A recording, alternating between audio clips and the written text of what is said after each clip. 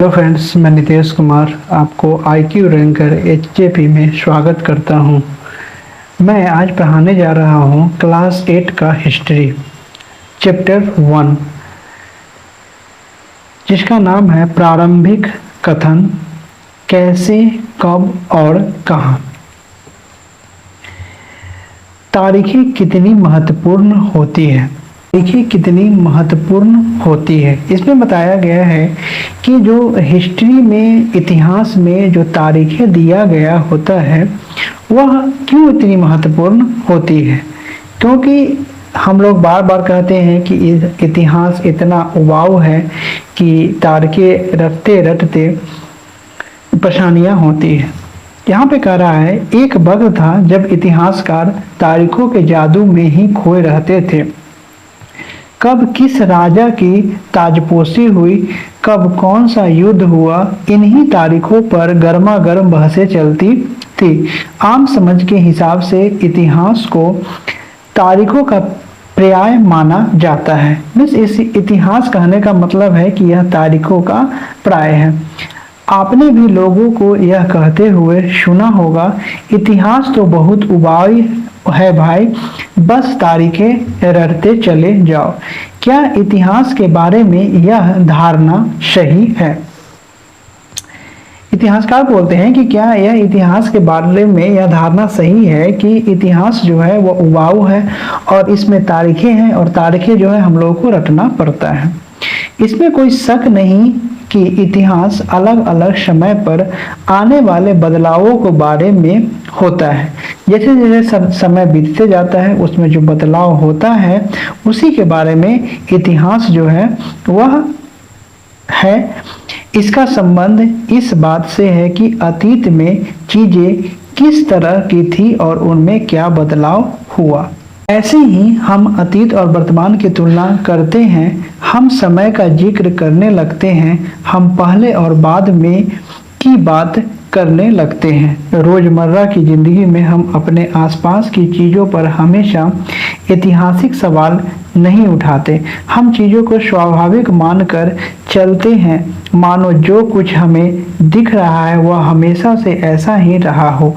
लेकिन हम सबके सामने कभी कभी अचंभे की क्षण आते हैं जब कई बार हम उत्सुक हो जाते हैं और ऐसे सवाल पूछते हैं जो वाकई ऐतिहासिक होते हैं। किसी व्यक्ति को सड़क किनारे चाय के घूंट भरते देखकर आप इस बात पर हैरान हो सकते हैं कि चाय कॉफी पीने का चलन शुरू कब से हुआ होगा। रेलगाड़ी की खिड़की से बाहर झांकते हुए आपके जहन में यह सवाल उठ सकता है कि रेलवे का निर्माण कब हुआ। रेलगाड़ी के आने से पहले लोग दूर दूर की यात्रा किस तरह कर पाते थे। सुबह सुबह अखबार पढ़ते हुए आप यह जानने के लिए उत्सुक हो सकते हैं कि जिस जमाने में अखबार नहीं छपते थे उस समय लोगों को चीजें की जानकारी कैसे मिलती थी। ये सारे चीज जो है वह आप तारीखें के को लेकर ही सिमटे हुए रहते हैं कि चाय और कॉफी कब से लोग पीना स्टार्ट किया, रेलवे जो है वह कब से चलना स्टार्ट हुआ। ये सारे ऐतिहासिक सवाल हमें समय के बारे में सोचने के लिए प्रेरित कर देते हैं। समय को हमेशा साल या महीने के पैमाने पर ही नहीं देखा जा सकता। कई बार ऐसा प्रक्रिया के लिए कोई तारीख तय करना वाकई गलत होता है जो एक लंबे समय तक चलती रहती है।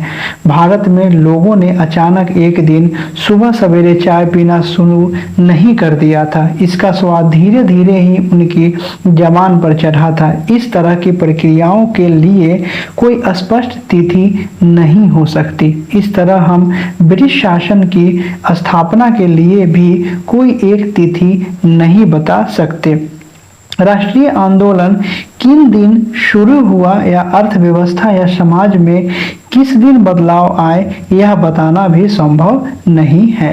ये सारी चीजें एक लंबे समय में घटती है।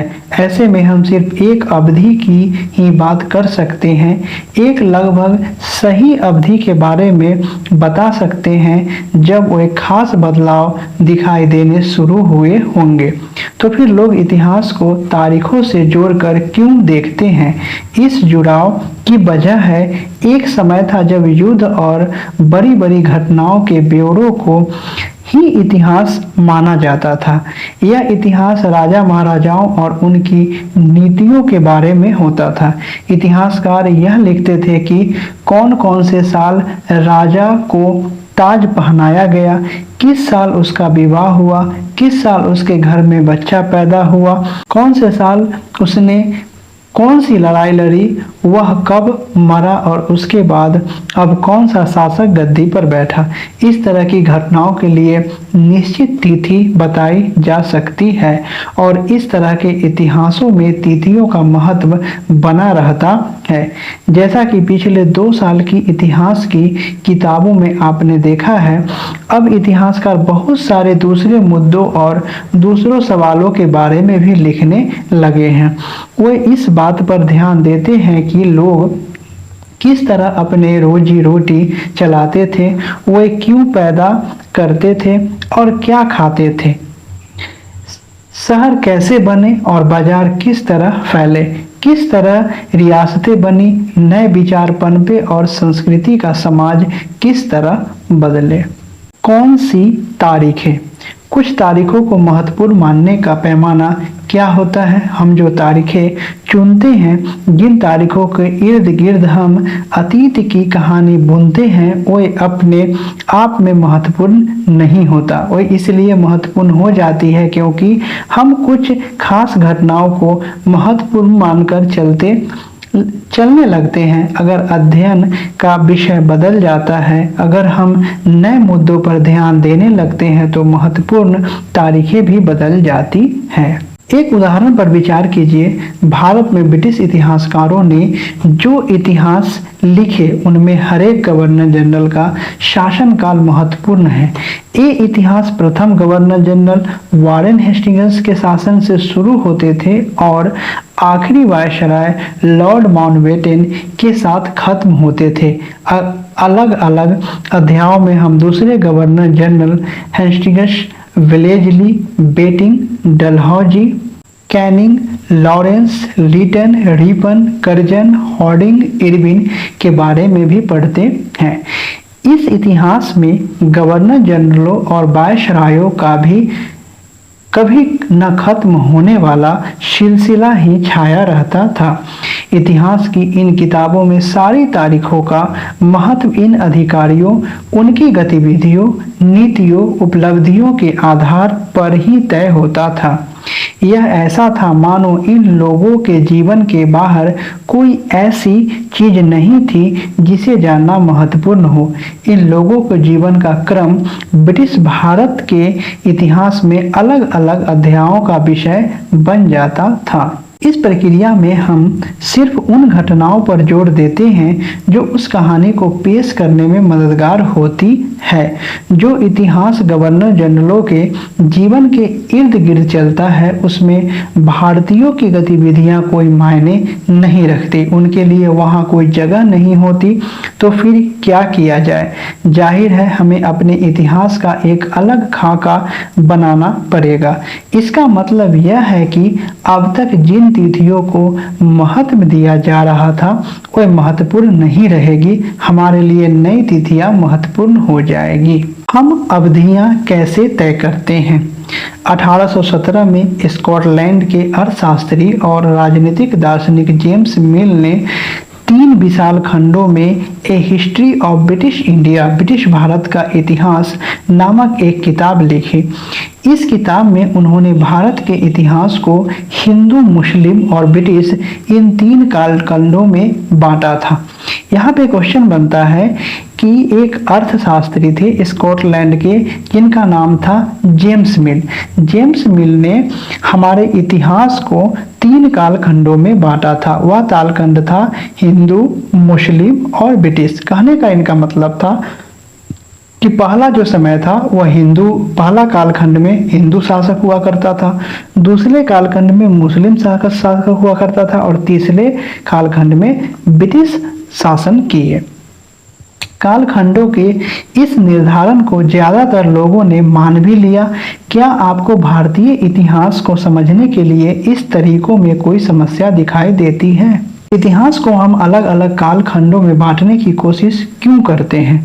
इसकी भी एक वजह है। हम एक दौर की खासियतों, उनके केंद्रीय तत्वों को पकड़ने की कोशिश करते हैं, इसलिए ऐसे शब्द महत्वपूर्ण हो जाते हैं जिनके सहारे हम समय को बांटते हैं। ये शब्द अतीत के बारे में हमारे विचारों को दर्शाते हैं।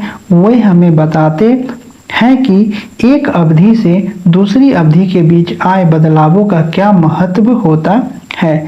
इसीलिए हम लोग अलग अलग कालखंडों में इतिहास को बांटते हैं। मिल को लगता था कि सारे एशियाई समाज सभ्यता के मामले में यूरोप से पीछे है। जो जॉन मिल थे उनको लगता था कि जो हमारे एशियाई समाज है वह उनका जो सभ्यता है, उनका रहन सहन जो है वह यूरोपीय सभ्यता से पीछे है, और वाकई पीछे था।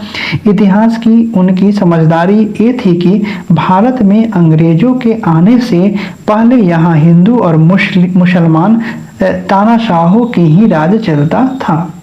यहाँ चारों ओर केवल धार्मिक बैर, जातिगत बंधनों और अंधविश्वासों का ही बोलचाल था। मिल की राय में ब्रिटिश शासन भारत को सभ्यता की राह पर ले जा सकता था।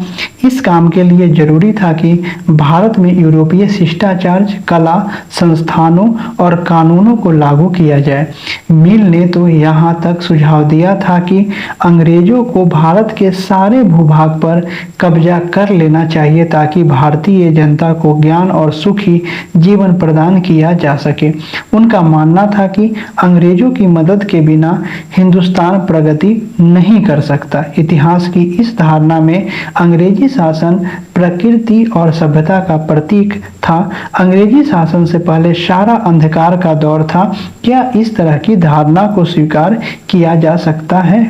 क्या इतिहास के किसी दौर को हिंदू और मुसलमान दौर कहा जा सकता है? क्या इन सारे दौरों में कई तरह के धर्म एक साथ नहीं चलते थे? किसी युग को केवल उस समय के शासकों के धर्म के हिसाब से तय करने की जरूरत क्या है? अगर हम ऐसा करते हैं तो इसका मतलब यह कहना चाहते हैं कि औरों के जीवन और तौर तरीके का कोई महत्वपूर्ण नहीं होता है। हमें याद रखना चाहिए कि प्राचीन भारत में सारे शासकों का भी एक धर्म नहीं होता था। इसीलिए हिंदू धर्म, मुस्लिम धर्म और अंग्रेजी जो शासक था इसमें बांटना सही नहीं है। अंग्रेजों द्वारा सुझाए गए वर्गीकरण से अलग हटकर इतिहासकार भारतीय इतिहास को आमतौर पर प्राचीन, मध्यकालीन और आधुनिक काल में बांटकर देखते हैं। इस विभाजन की भी अपनी समस्याएं हैं। इतिहास को इन खंडों में बांटने की यह समझ भी पश्चिम से आई है। पश्चिम में आधुनिक काल को विज्ञान, तर्क, लोकतंत्र, मुक्ति और समानता जैसी आधुनिकता की ताकतों के विकास का युग माना जाता है। उनके लिए मध्यकालीन समाज वह समाज थे जहां आधुनिक समाज की ये विशेषताएं नहीं थी। यहाँ हम अपने अध्याय के लिए आधुनिक काल की इस अवधारणा को बिना सोचे विचारे ऐसे ही अपना सकते हैं जैसा कि आप इस किताब में देखेंगे। अंग्रेजों के शासन में लोगों के पास समानता, स्वतंत्रता या मुक्ति नहीं थी, न ही यह आर्थिक विकास और प्रगति का दौर था। बहुत सारे इतिहासकार इस युग को औपनिवेशिक युग कहते हैं। औपनिवेशिक क्या होता है? इस किताब में आप पढ़ेंगे कि किस तरह अंग्रेजों ने हमारे देश को जीता और स्थानीय नवाबों और राजाओं को दबाकर अपनी शासन स्थापित किया।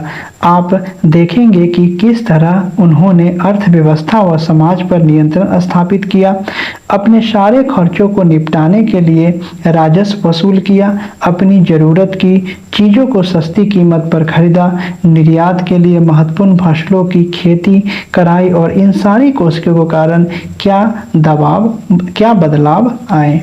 आप ये भी जानेंगे कि ब्रिटिश शासन के कारण यहाँ की मूल मान्यताओं और पसंद नापसंद रीति रिवाज व तौर तरीकों में क्या बदलाव आए। जब एक देश पर दूसरे देश के दबदबे से इस तरह के राजनीतिक, आर्थिक, सामाजिक और सांस्कृतिक बदलाव आते हैं तो इस प्रक्रिया को औपनिवेशिकरण कहा जाता है। कह रहा है कि औपनिवेशीकरण का अर्थ क्या है? तो औपनिवेशीकरण का अर्थ है कि जब एक देश पर दूसरे देश के दबदबे से इस तरह के राजनीतिक, आर्थिक, सामाजिक और सांस्कृतिक बदलाव आते हैं। मीन्स यहाँ इंडिया में देखें कि भारत में राजनीतिक कैसे बदलाव आया, आर्थिक बदलाव आया, सामाजिक बदलाव आया और सांस्कृतिक बदलाव आया। तो जब बदलाव आते हैं तो इस प्रक्रिया को औपनिवेशीकरण कहा जाता है। लेकिन जल्द ही आप ये समझ जाएंगे कि सारे वर्ग और समूह इन बदलावों को एक ही ढंग से अनुभव नहीं कर रहे थे। इसलिए इस किताब को हमारे अतीत यानी कई अतीतों पर केंद्रित नाम दिया गया है। हम किस तरह जानते हैं? भारतीय इतिहास के पिछले 250 साल का इतिहास लिखने के लिए इतिहासकार कौन कौन से स्रोतों का इस्तेमाल करते हैं? अब जो स्रोत है वह देखिए, प्रशासन अभिलेख तैयार करते हैं। अंग्रेजी शासन द्वारा तैयार किए गए सरकारी रिकॉर्ड इतिहासकारों का एक महत्वपूर्ण साधन होते हैं। अंग्रेजों की मान्यता थी कि चीजों को लिखना बहुत महत्वपूर्ण होता है। उनके लिए हर निर्देश, हर योजना, नीतिगत फैसले, सहमति, जांच को साफ साफ लिखना जरूरी था। ऐसा करने के बाद चीजों को अच्छी तरह अध्ययन किया जा सकता था और उन पर वाद विवाद किया जा सकता है। इस समझदारी के चलते ज्ञापन, टिप्पणी और प्रतिवेदन पर आधारित शासन की संस्कृति पैदा हुई। अंग्रेजों को यह भी लगता था कि तमाम अहम दस्तावेजों और पत्रों को संभाल कर रखना जरूरी है। लिहाजा उन्होंने सभी शासकीय संस्थानों में अभिलेख कक्ष भी बनवा दिए। तहसील के दफ्तर, कलेक्टर, कमिश्नर के दफ्तर, प्रांतीय सचिवालय, कचहरी सबके अपने रिकॉर्ड रूम होते थे। महत्वपूर्ण दस्तावेजों को बचाकर रखने के लिए अभिलेखागार,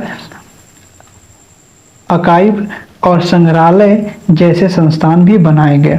19वीं सदी की शुरुआत में प्रशासन की एक शाखा से दूसरे शाखा के पास भेजे गए पत्रों और ज्ञापनों को आप आज भी अभिलेखागारों में देख सकते हैं। वहां आप जिला अधिकारियों द्वारा तैयार किए गए नोट्स और रिकॉर्डों पढ़ सकते हैं या ऊपर बैठे अफसरों द्वारा प्रांतीय अधिकारियों को भेजे गए निर्देश और सुझाव देख सकते हैं। 19वीं सदी के शुरुआती सालों में इन दस्तावेजों की सावधानीपूर्वक नकलें बनाई जाती थी। अंग्रेजों का कहना था कि जितना सारे रिकॉर्ड्स है उसको संभाल कर रखिए, क्योंकि बाद में इसको हम रिकैप कर सकते हैं, इसको देख सकते हैं, इस पे वाद विवाद कर सकते हैं। उन्हें खुशन बीसी के माहिर लिखते थे। खुशन बीसी या सुलेखन बीस ऐसे लोग होते थे जो बहुत सुंदर ढंग से चीजें लिखते हैं। 19वीं सदी के मध्य तक छपाई तकनीक भी फैलने लगी थी। इस तकनीक के सहारे अब प्रत्येक सरकारी विभाग की कार्रवाइयों के दस्तावेजों की कई प्रतियां बनाए जाने लगी। सर्वेक्षण का बढ़ता महत्व। औपनिवेशिक शासन के दौरान सर्वेक्षण का चलन भी महत्वपूर्ण होता गया। अंग्रेजों का विश्वास था कि किसी देश पर अच्छी तरह शासन चलाने के लिए उसको सही ढंग से जानना जरूरी होता है। 19वीं सदी की शुरुआत तक पूरे देश का नक्शा तैयार करने के लिए बड़े बड़े सर्वेक्षण किए जाने लगे। गांवों में राजस्व सर्वेक्षण किए गए।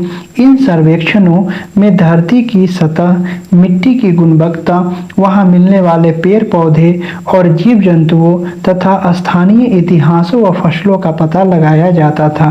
अंग्रेजों की राय में किसी इलाके का शासन चलाने के लिए इस सारी बातों को जानना जरूरी था। 19वीं सदी के आखिरी से हर 10 साल में जनगणना भी की जाने लगी। अब आपको पता चल गया होगा कि जनगणना जो है वह क्यों स्टार्ट किया गया। जनगणना के जरिए भारत के सभी प्रांतों में रहने वाले लोगों की संख्या, उनकी जाति, इलाके और व्यवसाय के बारे में जानकारियां इकट्ठा की जाती थी। इसके अलावा वनस्पतिक सर्वेक्षण, प्राणी विज्ञान सर्वेक्षण, पुरातात्विक सर्वेक्षण मानव शास्त्रीय सर्वेक्षण, वन सर्वेक्षण आदि कई दूसरे सर्वेक्षण भी किए जाते थे। अधिकृत रिकॉर्ड से क्या पता नहीं चलता। रिकॉर्ड से इस विशाल भंडार से हम बहुत कुछ पता लगा सकते हैं, फिर भी इस बात को नज़रअंदाज नहीं किया जा सकता कि ये सारे सरकारी रिकॉर्ड हैं। तस्वीरों को भी बहुत ध्यान से देखना चाहिए, उनसे हमें चित्रकार की सोच पता चलती है। 1857 के विद्रोह के बाद अंग्रेजों द्वारा तैयार की गई सचित्र पुस्तकों में यह तस्वीर कई जगह दिखाई देती है। इस तस्वीर के नीचे लिखा होता था, बागी सिपाही लूट खसोट में लगे हुए हैं। अंग्रेजों की नज़र में विद्रोही जनता लालची, दुष्ट और बेरहम थी। इस विद्रोह के बारे में आप अध्याय 5 में पढ़ेंगे। इसमें हमें यही पता चलता है कि सरकारी अफसर क्या सोचते थे, उनकी दिलचस्पी किन चीज़ों में थी और बाद के लिए वे किन चीज़ों को बचाए रखना चाहते थे। इन रिकॉर्डों से हमें यह समझने में हमेशा मदद नहीं मिलती कि देश के दूसरे लोग क्या महसूस करते थे और उनकी कार्रवाइयों की क्या वजह थी, क्योंकि यह सारे रिकॉर्ड में जो लिखा हुआ था वो अंग्रेजी शासन के अपने हित के बारे में ही लिखा हुआ था। इन बातों को जानने के लिए हमें कहीं और देखना होगा। जब हम ऐसे दूसरे स्रोतों की तलाश में निकलते हैं तो उनकी भी कोई कमी नहीं रहती, लेकिन सरकारी रिकॉर्ड्स के मुताबिक उन्हें ढूंढना जरा मुश्किल साबित होता है। इस लिहाज से लोगों की डायरियाँ, तीर्थ यात्राओं और यात्रियों के संस्मरण, महत्वपूर्ण लोगों की आत्मकथाएं और स्थानीय बाजारों में बिकने वाले लोकप्रिय पुस्तिका महत्वपूर्ण हो जाती है।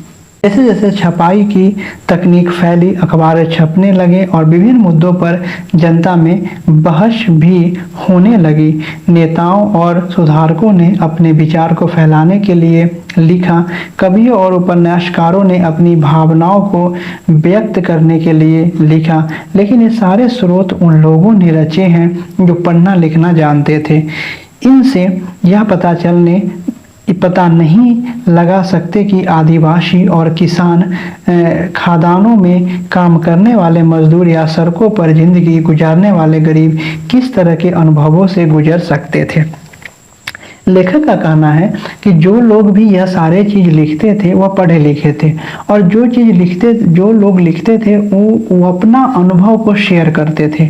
लेकिन जो पढ़ना लिखना नहीं जानते थे, जैसे कि आदिवासी लोग थे, जैसे कि किसान वर्ग के लोग थे, खादानों में काम करने वाले थे, मजदूर या सड़क पर जिंदगी गुजारने वाले गरीब लोग थे, उनका जो अनुभव जो था वह तो अपना अनुभव नहीं लिख पाए, और जो लिख पाए वह पढ़े लिखे लोग थे और अपना अनुभव जो उनको लगा, जो दिखा, वह लिख पाए।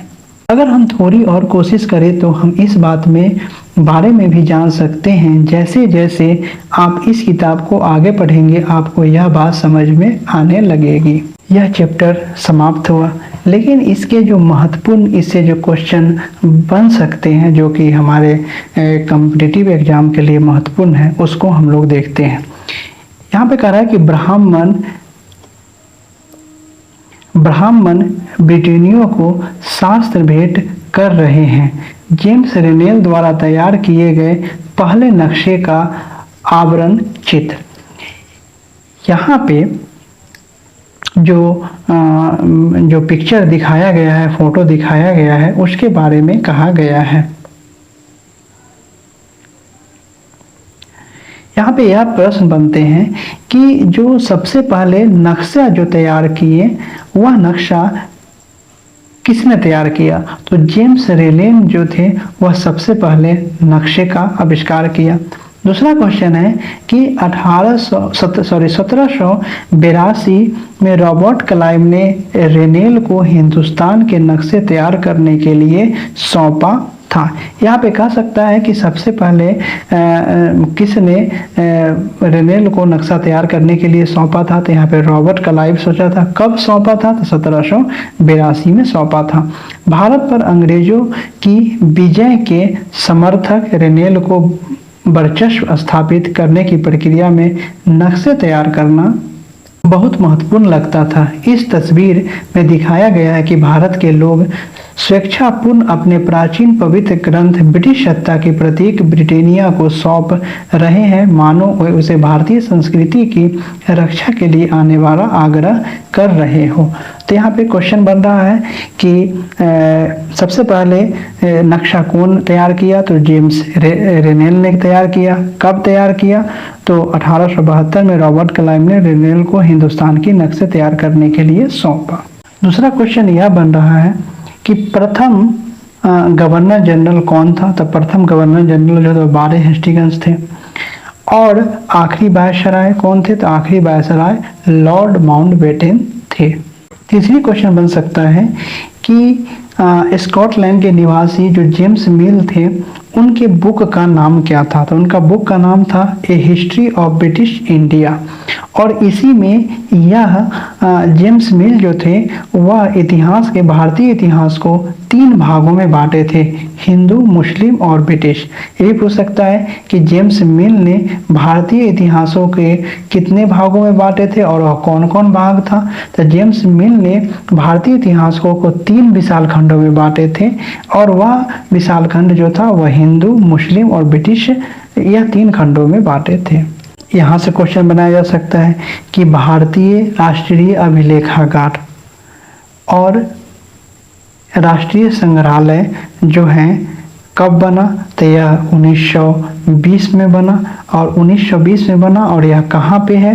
तो यह जो है आपका दिल्ली में है। इसी के साथ यह चैप्टर समाप्त हुआ। मिलते हैं नए चैप्टर में। जय हिंद, जय भारत।